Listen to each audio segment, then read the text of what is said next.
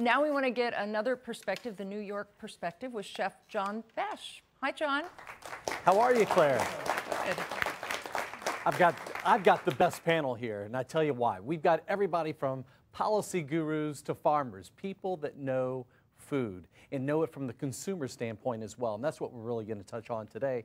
And let's start off, if you wouldn't mind introducing yourself. But Bart Schott, I'll give you the first go at it. Sure, and I'm glad to go off first.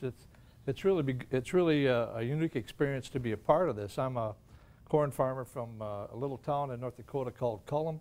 I'm the president of National Corn Growers Association.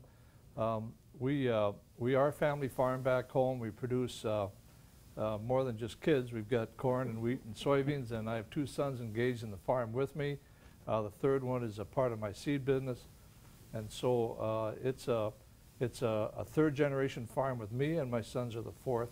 We practice conservation as much as we can. We've gone to no-till. We've planted filler strips around our potholes and sloughs, and so one thing that we embrace on our farm is technology to reduce our inputs.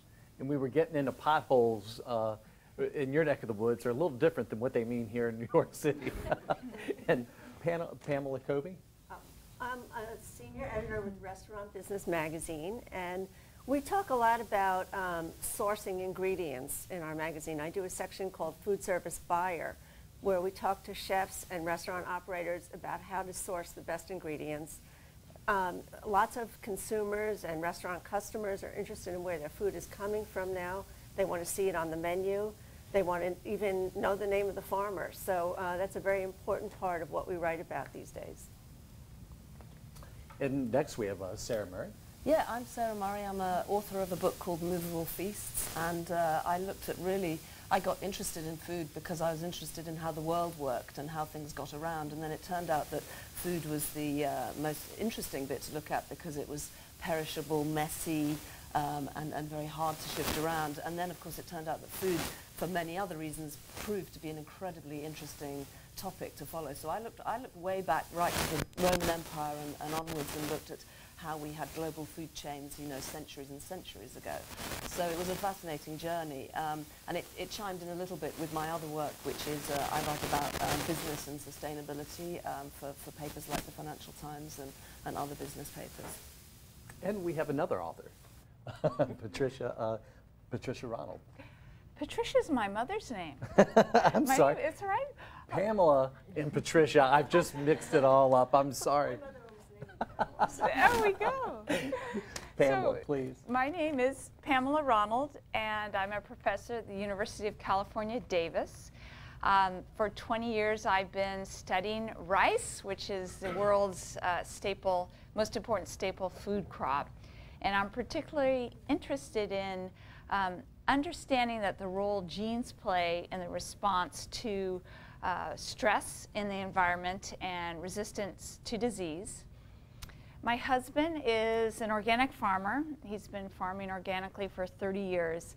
And his most recent position is the organic farmer at the University of California, Davis, where he teaches organic farming production methods, and they have a community-supported agricultural system. So many of our friends and family have asked us, well, isn't organic farming and genetics at the opposite ends of the agricultural spectrum?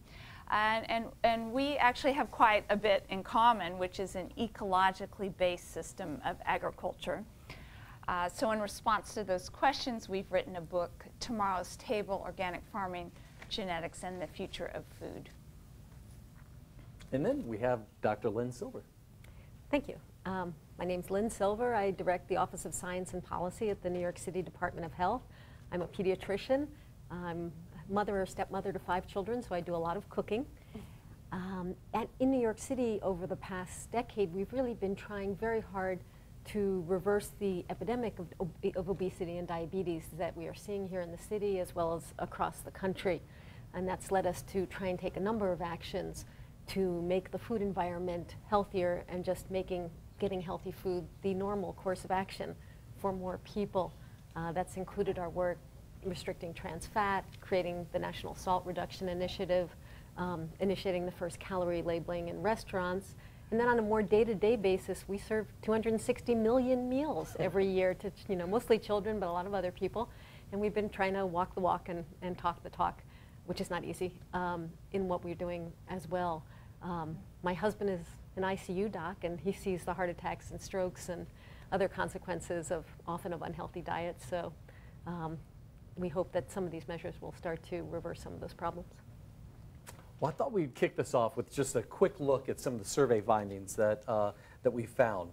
And the data says that basically consumers are equally divided when it comes to food safety and food quality. The upside is that there's a lot of positive benefit.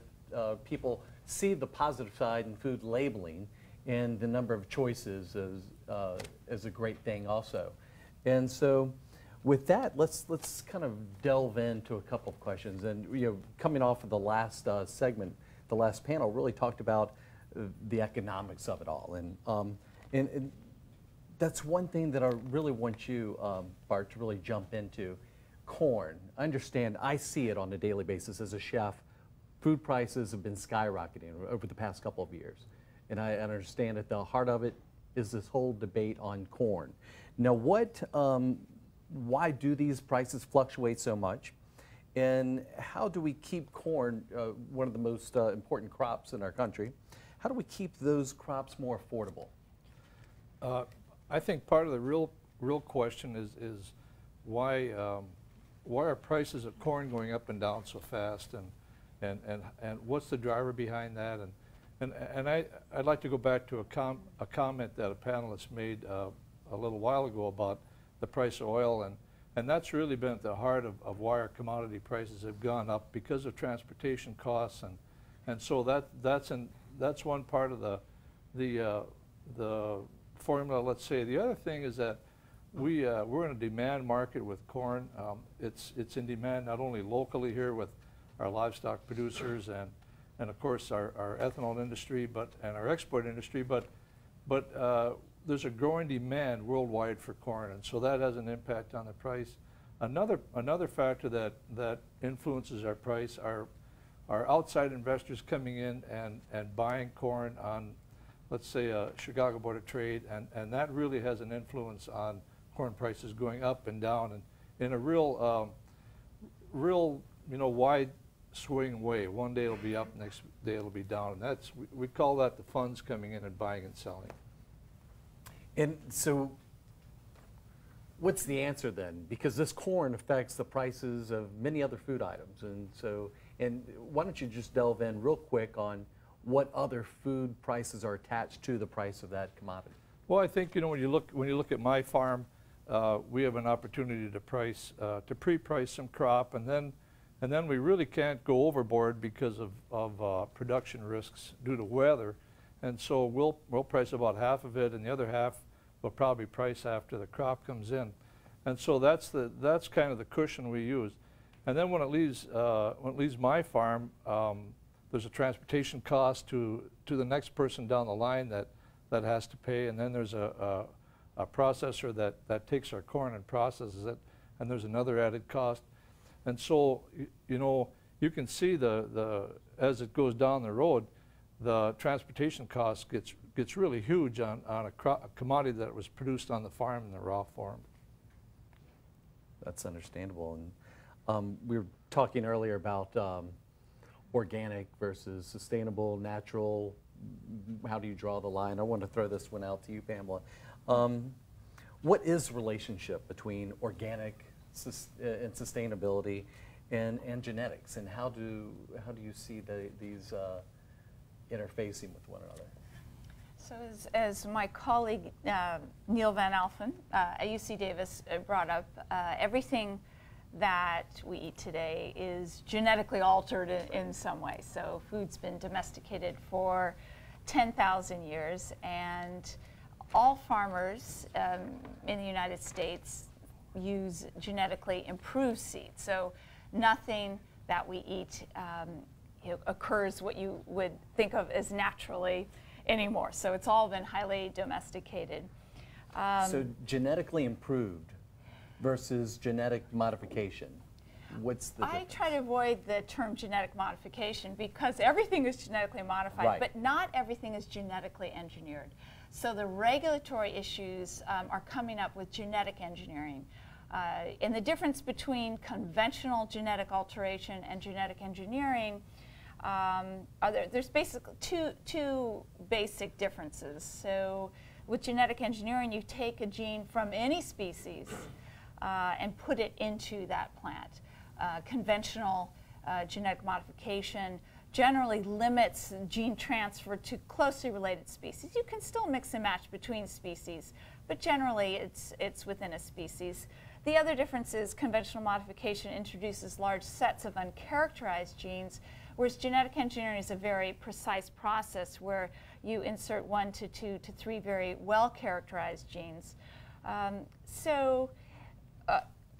Organic growers are not allowed to use genetically engineered seed. They are permitted, the USDA does permit them to use seed that's been irradiated or grafted or taken through tissue culture. A hybrid seed is allowed. So that's something that organic farms don't have that particular tool. And then you brought up the issue of sustainable, and or can it be sustainable? So you have genetically improved. Can you still have that and sustainable or organic in the same place? So what we advocate in the book is to use the most appropriate technology to achieve sustainability. So we're very technology neutral. It may be genetically engineered, it may be another genetic improvement, and farming practices are critical. So every farmer knows that you can't just rely on seed alone, that you also need to have ecologically based farming practices.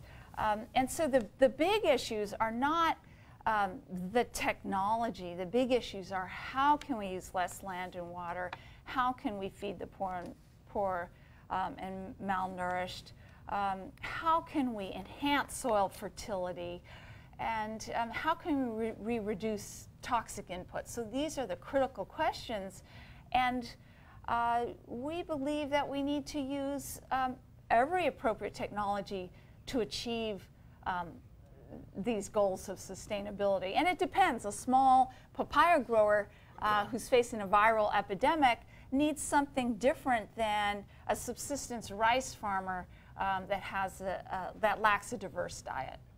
Right, and I think that's just this gray area of really defining what sustainability even is, and how, because we can define it in a number of varying ways. We've talked a lot about food security in a sense of national security, making sure that our country has the wherewithal to produce its own food, but I haven't heard a lot of talk about food safety as it pertains to foodborne illnesses. And I just wanted to throw this one out to you, Dr. Lynn, that are there actually more or less foodborne illnesses today than there had been in our past? It seems that you just listen to the news and one would assume that these outbreaks just happen on too frequent of a basis, or is it just that we have the media outlets now that we find out about them sooner? Well, we look at foodborne illness through 3 lenses: bacteria, the impact of food on the common causes of death like heart disease and diabetes and cancer, and lastly those invisible things like pesticides and antibiotics and other things that affect health and can cause illness as well. On the bacterial side, we're doing better. So if you compare now to 1996, we've had a significant decline in foodborne illnesses that have been confirmed. Not every bacteria, but some of the key ones like Shiga toxin-producing E. coli has been reduced, and a number of other bacteria. So that's real progress. We still have a long way to go. We still have thousands of deaths every year and hundreds of thousands of hospitalizations. But and progress needs to be made, starting on the farm all the way to the table. But what actually kills people the most from food is the effect of our diet on heart disease and diabetes. And there we're doing worse. So the salt content of food has increased. The caloric intake of Americans has increased over the past couple of decades by 200 to 300 calories, primarily from sugary drinks and some other products. But bringing it and back that's to the actual biggest public health impact. But bringing it back to the farmers and the ranchers, Absolutely. and how food at its source what do you see as far as, have we made progress on that end as far as less and less of foodborne illnesses per se, as opposed to understand diet, that's, we're kind of headed off on a different course, but what can we do better today, or are we hitting our mark as far as? We're doing better, but we're not hitting our mark on the bacteriologic illness. Bacteriologic illness, even if it manifests itself after it came from a restaurant or in your house, often still originated on the farm. And that doesn't mean the blame is in one place or another, but it means that we have to look at the whole system from the beginning to the end and ask ourselves, how can we improve it? How can we prevent it? How can we make it better? We immunize kids. We don't sort them out at the school to figure out who's got the flu and who doesn't have the flu. That's kind of what we're doing on foods to some extent. So really thinking, system-wide, how do you prevent this is the most important thing. And if we look at the second group of illnesses, a lot of that is occurring after the farm and the ranch, and the transformation that occurs with food between the original producer and the ultimate consumer. Because we probably have more highly processed foods today than we've ever had in history, which allows for another That's introducing process. In portion size and content and many other aspects serious health problems that are affecting population health. And there we really have to look at how do we change the default, not just create portfolios of special healthy products for the health conscious, but how do we make our common foods and everyday foods more healthier and to meet people's needs. It's interesting because this also brings up the fact of transparency, and transparency is such a big thing. And we've heard these key phrases thrown out today of we need to be much more transparent. And I know as a chef, we have inspectors that come in, and we have the labels and the ratings, and now certain restaurants of a certain size have to actually have caloric intakes and various forms of labeling out there displayed for the public. With this boom in transparency, and I want to throw this to you, Patricia, and everybody else can chime in for that matter, but Patricia's kind of up to speed on what the restaurant industry is really facing today. With this boom, what should that signal to the ranchers and farmers, bringing it back to the farm? What does this signal to them? Well, I think one part of this equation that we really haven't talked about is flavor. And a lot of restaurateurs and chefs, as you know, John, are really trying to, emphasize flavor on the menu. And so when you're talking about, buying local, a lot of chefs are buying local now because they want to get the most flavor out of those ingredients. And if the ingredients aren't available in season, for example, they might go and have it shipped in from California to New York so that they'll get a more flavorful product. So I think that's something, and the same thing about legislating against sodium in foods. I mean, it would be really hard to go into the kitchen and tell a chef not to use this much salt in your recipe because it's bad for someone's health. Well, that's what makes his dish his signature. So I think, transparency is a great thing. I think consumers really want to know where their food is coming from. They like tracing it back to the farm. They like to see the farmer's name on the menu. Some restaurants even bring the farmers into the restaurant to meet the customers. But I think we could go too far the other way as well. Well, how much further can we go? And Sarah, I'd love for you to jump in. And I know you have a couple props that we were talking about off camera earlier. That how much further will this go, or should it go? And we were just laughing, Bart and I, in the back. His daughter grew up on a farm, and now she's in love with the farmer down the street because he got the chickens running around in the yard, and the whole the CSA is working. And I'm just curious about where should we go with this, and how much further will it go? Well, you're right, and I brought something with me. I brought this label, which is actually from a UK Tesco, which is a big UK supermarket.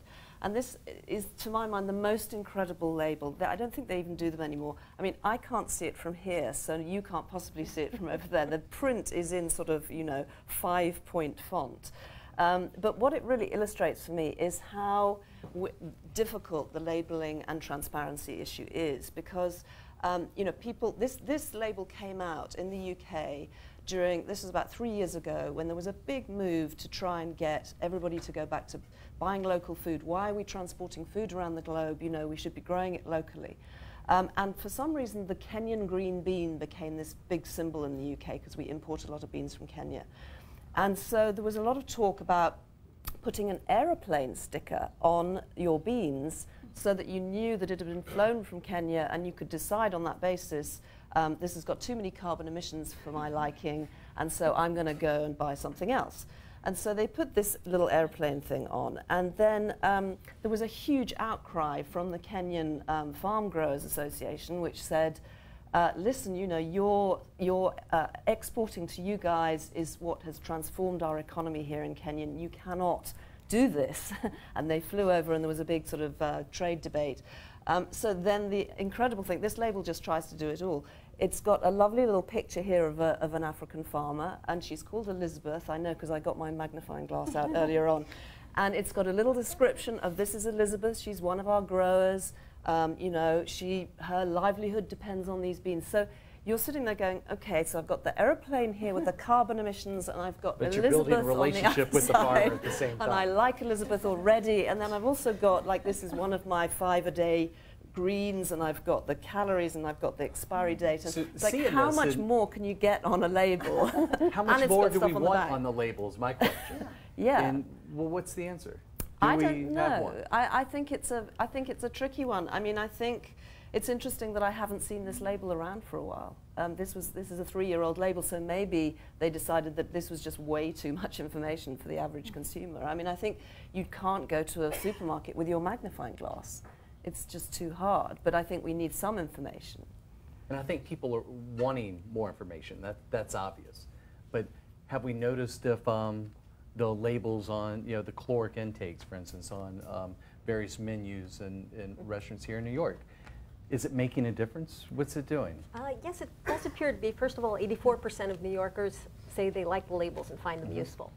So that's a good sign.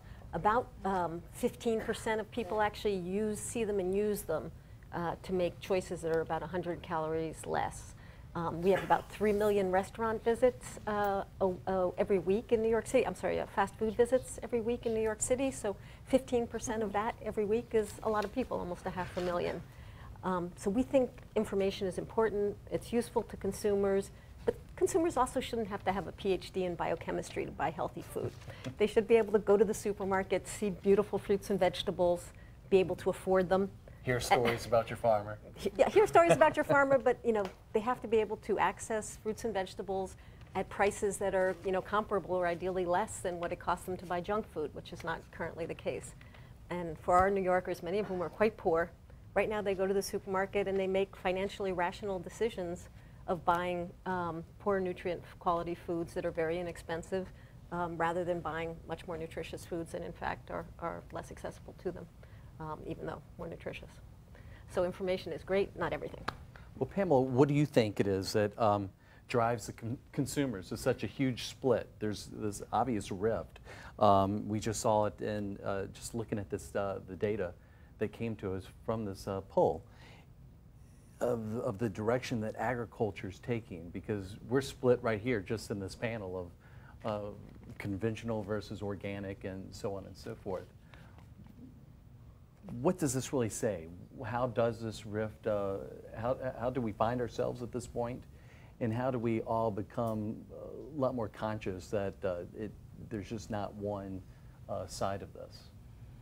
Yeah, that's a good question. I'm not sure that there's a rift in what consumers want. I think if you talk to people, they really want food that's nutritious for their children, and they are more and more care about farm workers, which is something new in the sense that reducing toxic inputs, caring about farm workers. More and more there's concern for soil fertility.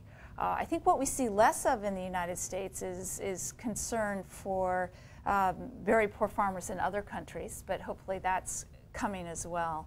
So I think that I love labels, actually. It's I was afraid you were going to say that. It's sort of been bantered around, this idea of barcoding. And that way you can have a very simple label, but if somebody wants more information, they can go and you know, look at, for example, conventionally grown papaya versus genetically engineered papaya, and look at how much viral nucleic acids are in there. So this and it does come down to the information, because if you think about it, well, maybe the genetically, I know I'm not supposed to be genetically engineered. Genetically engineered versus genetically modified. If it takes us poisoning the soils by adding less and less pesticides and so on and so forth, then aren't we doing a good thing by, you know, by providing these fruits or and there's really tremendous amounts of science-based information now that is available, and I encourage people to go to the USDA website or blogs, BioFortified. There's a lot of clear scientific information, and if you look at genetically engineered cotton, for example, a lot of people think, oh, you know, I don't want anything genetically engineered, but, well, you know, why not? Because the data is very clear when you have an integrated system, and it's really fantastic work of entomologists and geneticists and farmers in Arizona, where they've come together. They've created a system using genetically engineered cotton, but also integrated some farm biodiversity to reduce selection pressure. And what they're finding is that farmers are using half the amount of insecticides that they did before they used genetically engineered cottons, and they see twice as much biological diversity. And that sort of information is not really getting to consumers, and that's why we really advocate asking a specific question rather than, is it GMO or not GMO? Right, really because ask it comes the down question. to, the argument then seems to be, is it right or wrong? And we want to all, I think we all want to be right. And it kind of really brings me back to what Sarah was talking about, really the movable feast, for that matter. We love to think of ourselves as, yeah, we'd be a much better country if we just go back to the olden days and do things the right way, not really taking into account the, you know, we had water issues back then. We had a lot of erosion issues then that we're much more aware of now. But what is it, as you talk to people, that really frightens people from technology and farming today? I think, well, just to mention technology, I love the barcode idea, by the way. I mean, surely there's an app for that, isn't there? I mean, you know, you could scan that across and get all this stuff rather than having it on a label. I mean, I was very struck by just generally how much, and particularly more so in the UK, and now it's coming over here, but how there is actually a big appetite for more information on this. And in the UK, for example, another big chain called Marks and Spencer's, I mean, they built their whole branding effort on this thing called Look Behind the Label. And you could go on the website and you could look up a whole lot of stuff about from everything from labor rights to technology and science to, you know, the sort of environmental sustainability of these things. So, I mean, I think there is a huge appetite. I mean, I think, you know, I mean, I poke fun at this label, but I think it's actually kind of impressive. It's just, you know, the technical difficulties of actually being able to see it on a product in a supermarket. But I think, to me, it's encouraging that people want to know more. But isn't it interesting, though, and all of you chime in real quick, that what we end up having is that we have one segment of consumer that's educated, wants more information, and not saying that the other segments aren't educated, but that they're happy with the way things are. They're happy with the status quo, while you have the same percentage saying, no, we need to do better, we need to do more. It's interesting. Does it come down to education, or that foods that are maybe produced in a much more sustainable or organic manner are really for the elites in society? I think it's absolutely independent of education. And there was just an article in the New York Times about Marin County, which is a very wonderful place in California, a very affluent county, very highly educated. But the parents many parents stopped vaccinating their children for whooping cough because they heard by an actress that vaccinations where misinformation again, right? And now they had the largest outbreak of whooping cough in the entire United States. So it's really, I think, a lack of science-based information. I think consumers care, but they don't know where to go to get the information. And you know, on the side of media, and so, and you play a huge part in this, how do we make sure that we're getting the proper information, and what do you think your responsibility is to do that? Well, I think a lot of consumers now go to restaurant websites to find out information. They could see the menu there. There's the National Restaurant Association even has a website called healthyDiningFinder.com. So if you're in a city, you could go on Healthy Dining Finder and find a restaurant that has the kind of healthy food you're seeking. And it isn't just the elite who are looking for this kind of information, because people who go to Chipotle Grill, for example, which is 1,100 units nationwide and isn't an expensive place to go, they have all their sourcing information on their website. They're even, they just made a commitment to buy 10 million pounds of local produce, working directly with local farmers in each of their distribution areas to source produce. So it really is, it doesn't cross economic lines. I think it's more of a belief system. Right. You know, we strongly support stronger labeling, but all of our nutrition education efforts have had limited impact at times. And that's what for example, increasing fruits and vegetable consumption has not happened.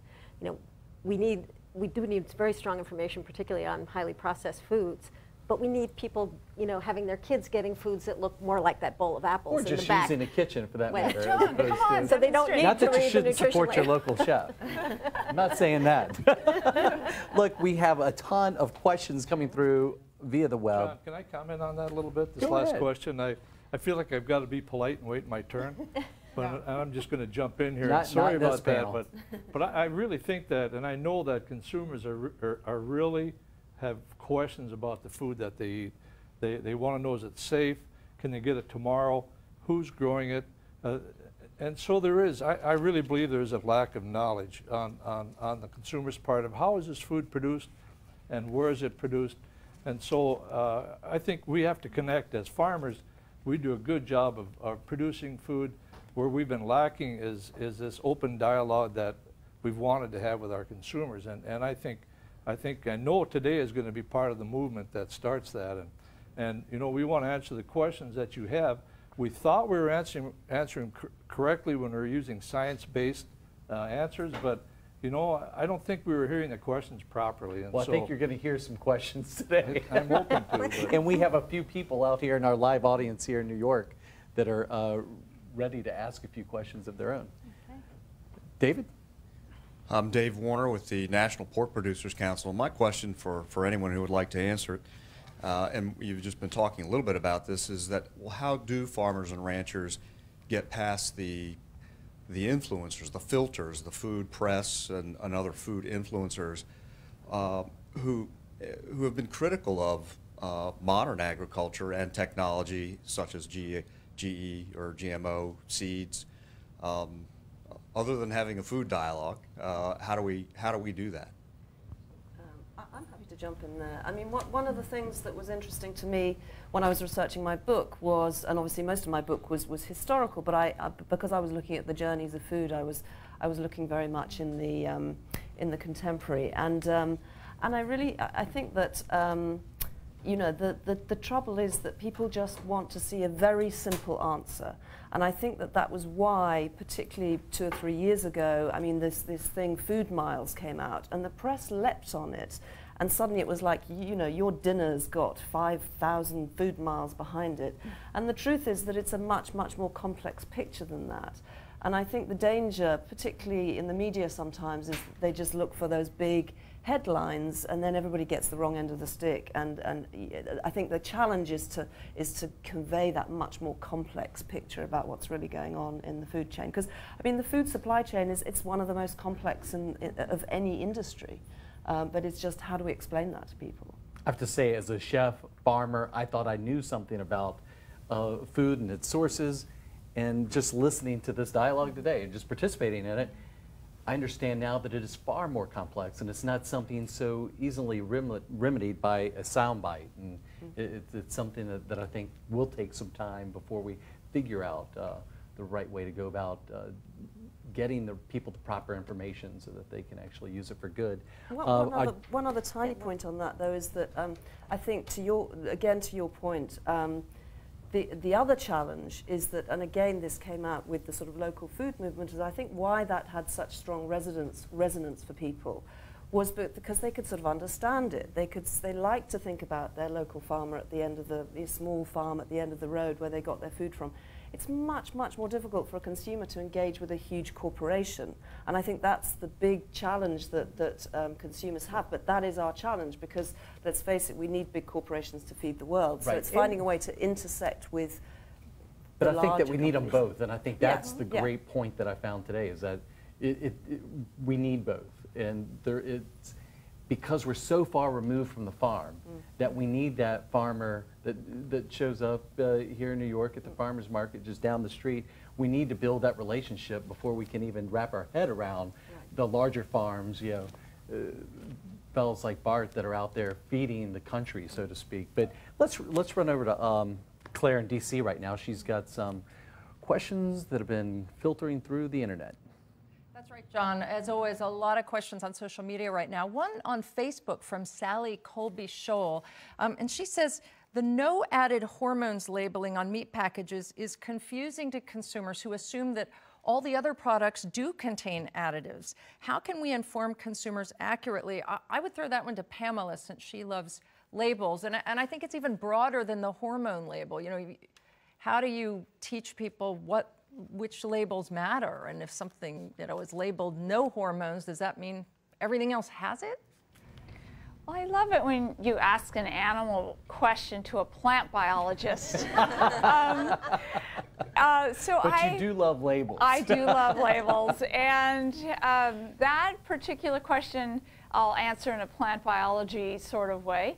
I think it is really important to provide information that is meaningful for the health of the consumer. And how to do that is a little bit tricky, but people are attached to labels now, and I think the certified organic label is a great example of a group that got on labeling early. People recognize the label, they're very happy with the label, but they've also put a lot of meaning into the label that is not necessarily accurate. So organic farmers do use generally fewer pesticides, and organic farmers do they're very concerned about the health of the crop. They often use compost instead of synthetic nitrogen, so there's a lot of great aspects of organic farming, so I have to give a plug to organic farmers, but it is not equivalent to sustainability. So there is if it's certified organic, does not mean it's certified sustainable, and it does not mean it's more nutritious for children. And those are the kinds of fallacies that it's hard to get that information across in a label. But I think as the consumers start thinking a little bit more about land and water, and if we have the barcoding system, perhaps that will help. Claire? Spoke Sarah, I hope I'm pronouncing this right, Savory. And I think this one would be great for Bart. How can we introduce kids to all of the variety of jobs that are connected to farming, not just the field jobs, but so many more? We've got a really good idea about bringing as many people out to the farm as we can for even a weekend visit. I had an opportunity to do that with my cousin that's one generation away from the farm, and his girls were asking him questions that he couldn't connect with, and I think that's really where we can bridge the gap with our consumers, is bring them to your farm, show them what we're doing, answer the questions, give them the right answers to the serious questions that they have, and so, I think most of the farms across the USA would embrace that idea. All right, and we have one question from Facebook from Lynn Figone on Facebook. Dr. Silver, for you, how can we provide healthy food for our children in the schools when the schools have next to nothing for food budgets? That's something that, of course, of great concern for all of us. Well, it's a struggle. We struggle here in the city to improve the quality of the food on a very limited budget, and it's a challenge.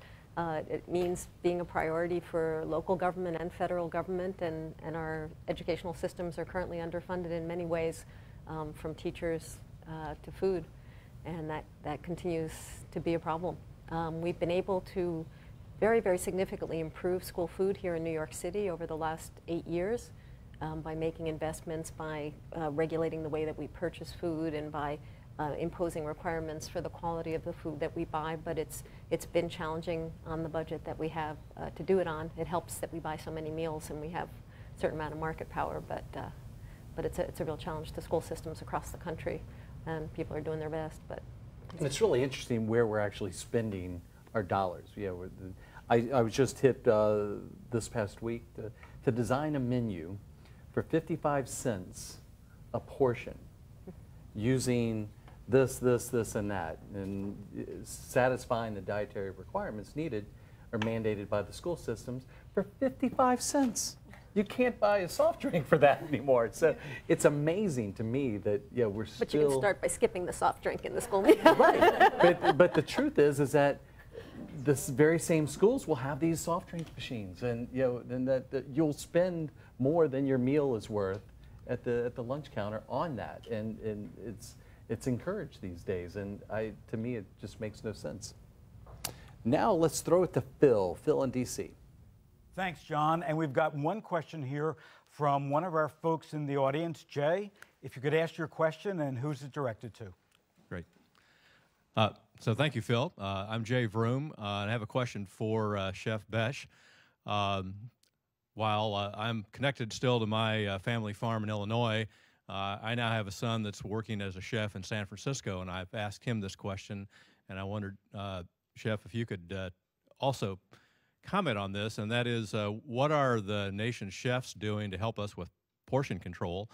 Dr. Silver's talked about, the crisis of obesity and all the disease that really is the #1 issue related to food and food intake that we need to be talking about. And then in turn, what can we in production agriculture do to be working with those of you in the professional food preparation and delivery industry to help work together to address those kinds of opportunities and fix that problem? Wow, so you want a chef to be in charge of portion control. I really think this starts at the home. This starts at the family table. And the problem is that we're losing that family table. And we're losing the tradition of people learning about food, connecting with food in the very rudimentary levels that used to be, you would learn about food from mom or dad, or maybe even both of them at the same table, and you talk about it, you're eating it, and it was actually cooked. Really interesting that fewer and fewer people are cooking, and so I do understand the answer to the question being aimed at the professional cook here, because so many people are now relying on professionally prepared meals to feed their families. And no other time in history has this ever happened. I just don't know if it's my job to really regulate or dictate or mandate portions and portion sizes. I do think personally that we eat too large of a portion. Now, as a business person, and we can take this back to the beef people in the Midwest, because I have grass-fed beef on the menu, but I also have corn-fed beef. And because the vast majority of people want that corn-fed beef on the menu when they go to a steakhouse. Now, my thing is that I would like to give small portions, and I have restaurants that I do, and they're nice restaurants, and everything that we put on the plate is very artfully prepared, and they're great artisan ingredients that we use, and small portions, and it's still going to be more expensive than that large portion that you get at a larger chain restaurant. It's a hard one, because I think we need to train ourselves. We need to train ourselves at a younger age to really manage portion control. We were talking earlier about labeling. Labeling's a big part of that. When you go to a restaurant that does have labels, and I am not a proponent of labeling per se, and I don't want it really mandated, but the funny thing is, I will not order that 800-calorie burger when I see how many calories actually go into it. I might order then the small tuna salad on the side. So it does affect, and labeling has a lot to do with the way that we eat, if we're so inclined to actually pay attention to that. And that's where I think the real rift is, because some people do and some people don't. And the bills are really paid in a lot of these restaurants by people that aren't as concerned about the portion size. They want the large portion, and so economics will determine the fact that they actually get the large portion. I hope that answers your question, and y'all, thank you so much for joining me. This was incredible. We could talk for hours. We have been talking behind the scenes for hours about this. And need to send it back to Claire in D.C. On the spot like that too.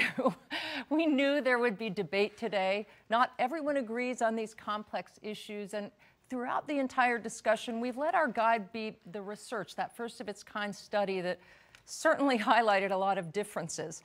Now, as we close, we felt it was appropriate to share with you the top areas of alignment that were uncovered in the research and that were in fact echoed throughout a lot of the discussion today.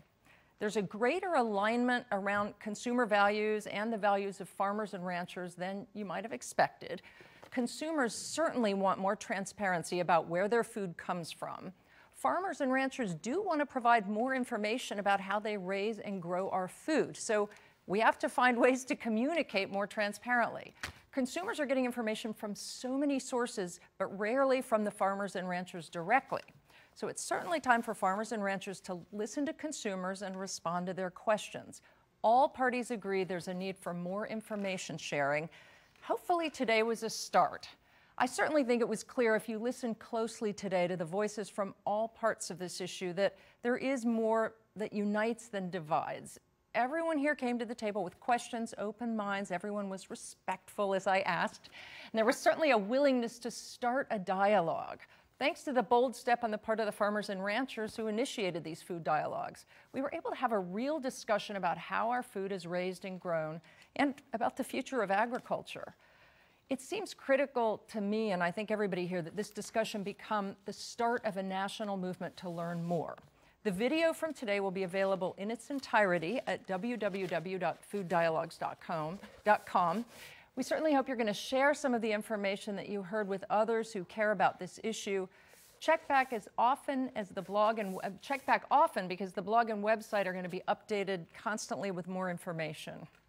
It's been my pleasure to be here today on behalf of all of our moderators, our panelists, all of our guests, and our gracious host, the United States Farmers and Ranchers Alliance. Thanks for joining us.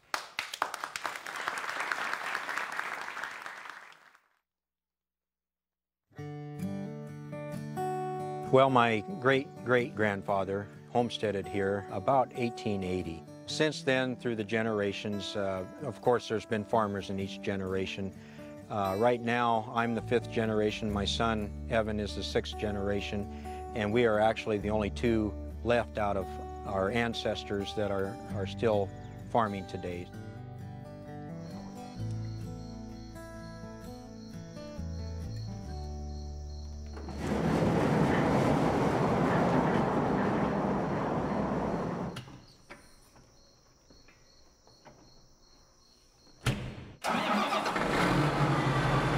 I'm Chuck Myers. I raise corn and soybeans in northeast Nebraska with my son, Evan. We raise corn and soybeans in about a 50-50 rotation. May is our primary month for planting. October is our primary month for harvest. Farming has to be in your blood. It's a high-risk business. It's a dangerous business. But there are a lot of great rewards to it, too, a lot of great satisfaction.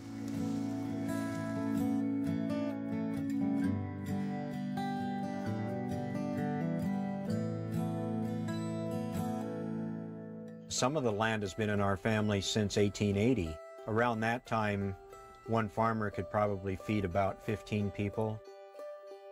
Today, one farmer feeds close to 160 people. I think it's important that everyone understands where their food comes from and how much we as farmers here raising that food care about the quality of it and making sure that it's a safe and abundant food supply.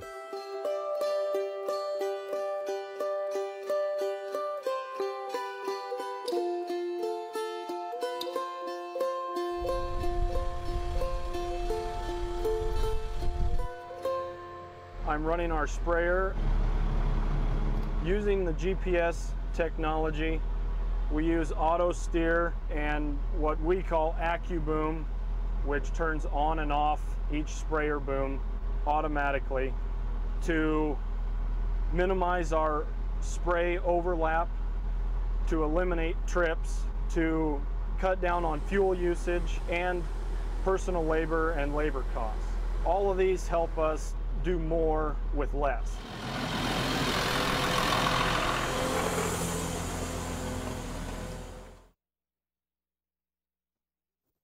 Well, soy water is a computer model. This is a program that's been developed by Jim Specht at the University of Nebraska. The whole point of it is to help better manage water as a resource. You enter in how much rainfall your field has received, and it predicts how well the crop is doing, what stages of growth it should be at, and if it's an irrigated field, then you can use that data from that program to decide when to irrigate. The farmer would go in and say, okay, I had 3/100ths of an inch last night. If you don't receive enough rainfall, it turns yellow over here on the right. And what that means is that it justifies an irrigation.